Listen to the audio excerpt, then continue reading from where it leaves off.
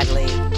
My name is Sephra Jerome, and welcome to Sephra's World. This is my channel where we talk about all kinds of things. And today, well, we're just got to talk about Bizarro Con. What's Bizarro Con, most of you may be asking? Well, let's start back up a little bit. I'll try to keep this short and sweet. Bizarro Con is a convention that celebrates the genre of horror that is known as Bizarro. Bizarro has some very unique attributes to it, which is why it has its own place in the genre.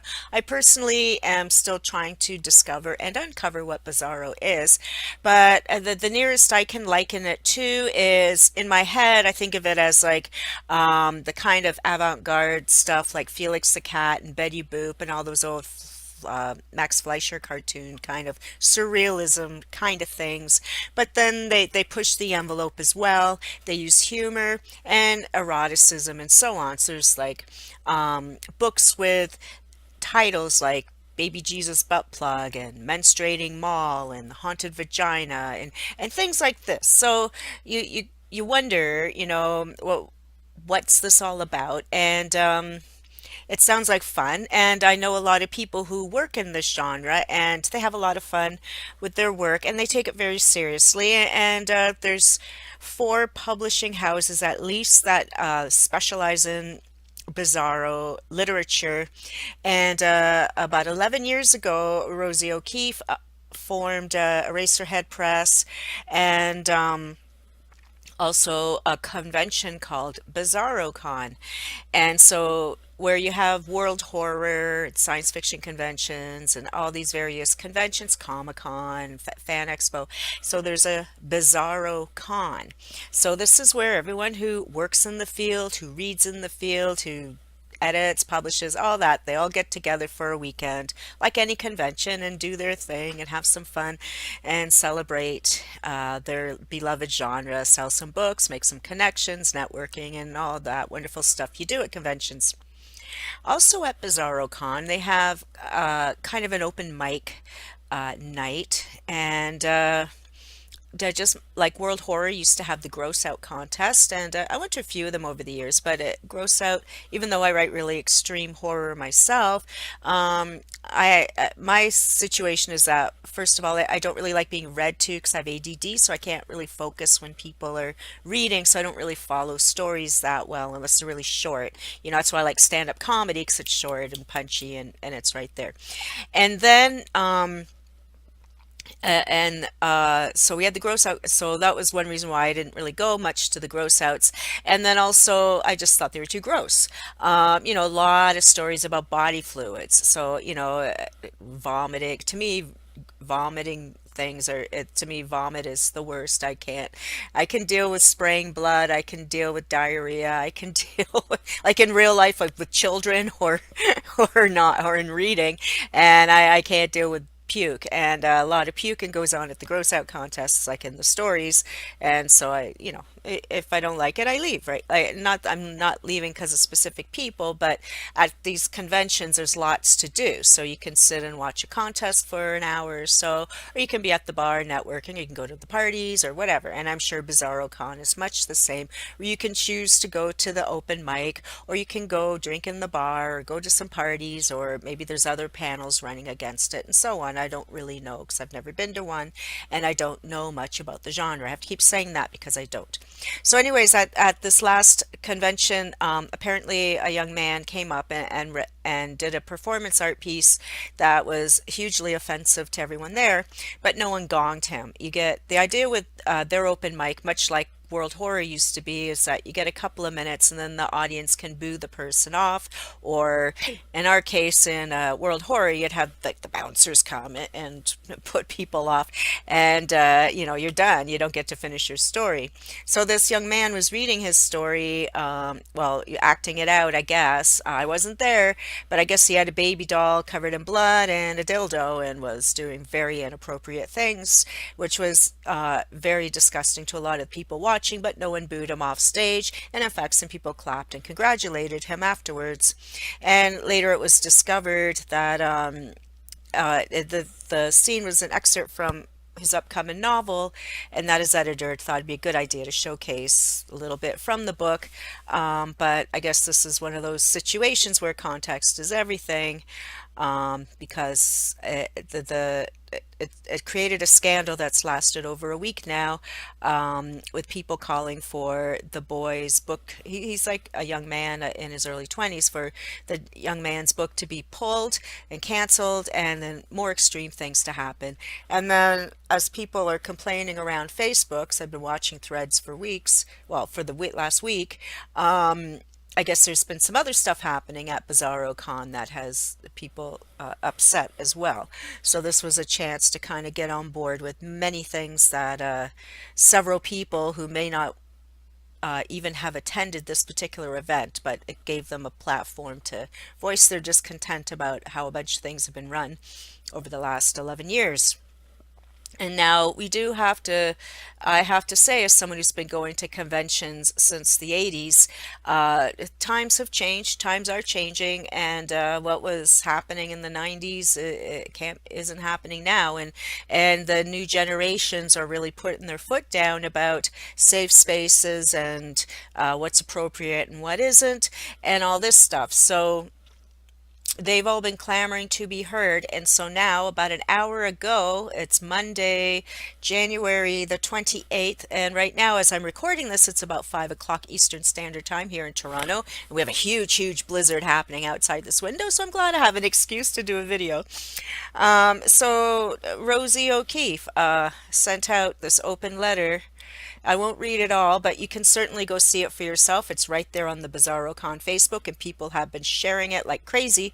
But I want to keep this video under 10 minutes so you'll actually watch it.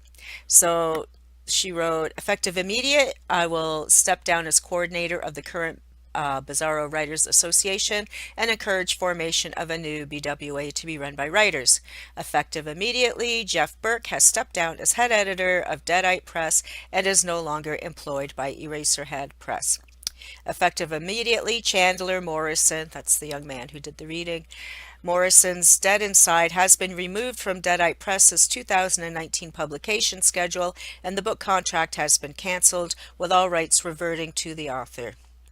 Effective February 28th, 2019, G. Arthur Brown's Kitten and God's Mean Older Brother will no longer be published by Eraserhead Press. The titles will be removed from distribution and all rights will revert to the author. And then so the editor, Jeff Burke, was the editor who was publishing Chandler's book. So now he's out of job from all this scuttlebutt from one reading at a convention.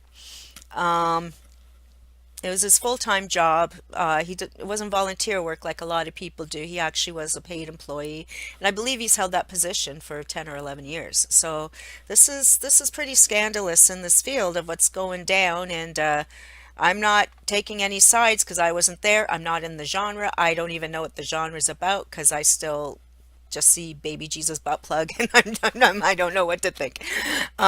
So going forward, I will also institute the following changes. This is Rosie still. The creation of a Bizarro Con Safety and Inclusion Committee. Myself, committee members, and the staff of Eraserhead Press will enroll in diversity, inclusion, equity, and crisis management training. Revisions to the format of the Ultimate Bizarro Showdown. That's what the open mic is called, Ultimate Bizarro Showdown. The creation of new positions on the Bizarro Con Planning Committee and clarification for the roles and responsibilities of each position, including the Book Nook Coordinator, Guest Liaison Fundraising Director, Workshop Coordinator, Program Booklet Editor, Cleanup Crew, and other volunteer positions. And creation of a social media policy for Eraserhead Press, which will outline best practices and standards for online conduct of our editors and authors. So it goes on and on and on. You can read it for yourself. So I just want to comment too that the other person mentioned G. Arthur Brown.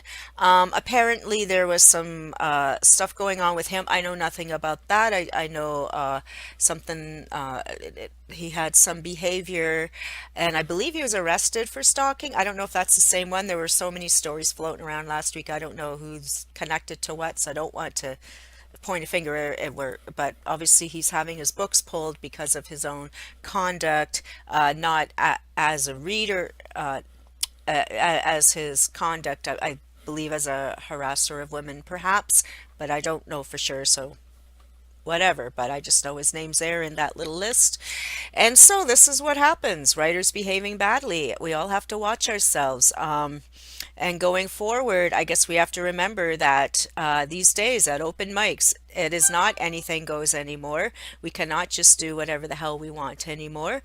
We have to be very careful and cautious of people who are triggered by these various ideas. People were triggered apparently at the idea of the baby, at the idea of the dildo, at the idea that the baby was actually supposed to be representing an unborn baby or an abortion of some sort. And so on. And then in Chandler's statement, he's given that I don't have access to his Facebook, but people have told me he's given a very long statement about what the performance art actually was supposed to be about and what the excerpt from the book was about, what the book itself is about, and that he did a very bad job in sharing his exposition. Oh, I will say that Chandler himself, back last week when the shit was hitting the fan, he did post a public apology on the Bizarro Con thread where everyone was losing their minds, but his apology wasn't good enough, and for many people. And I don't know what more you can do in a case like that with him. I'm not making excuses, I'm not, but certainly we have to remember in his case, it was his very first convention ever, his very first open mic ever, and his editor, Jeff Burke, had encouraged him to use that passage and those props to perform the piece. So this is all a big ball of writers behaving badly and the repercussions of what's happened now. I don't know what's going to happen to the Bizarro genre. I don't know how many more books will be canceled because maybe with their new perimeters, a lot of these books won't meet the guidelines anymore. And I do know that people were posting pictures from that open mic, and it seems like one of the most popular, I don't think he won, but I think one of the most popular pieces from the open mic was a guy wearing a full green body shirt dressed up like Kermit the Frog with a little ukulele singing Rainbow Connection, and then a bunch of people in skull masks were holding a rainbow. That sounded really cute. It's one of my favorite songs. So I guess if that's where you're going, you're singing Rainbow Connection in a bodysuit, which isn't flattering for anyone. And he seems like a nice guy. I don't know the guy. So you're singing Rainbow Connection, then I guess jerking off with a doll is kind of not in the same category. So they really need to figure out their guidelines for their open mic, which they are, which with that big, huge, I mean, it's a huge, huge letter. I'm not reading it for you. Anyways, that's today's installment, and it's all over Facebook, so you can go check out things for yourself. If you have any comments or opinions about any of this, please share them.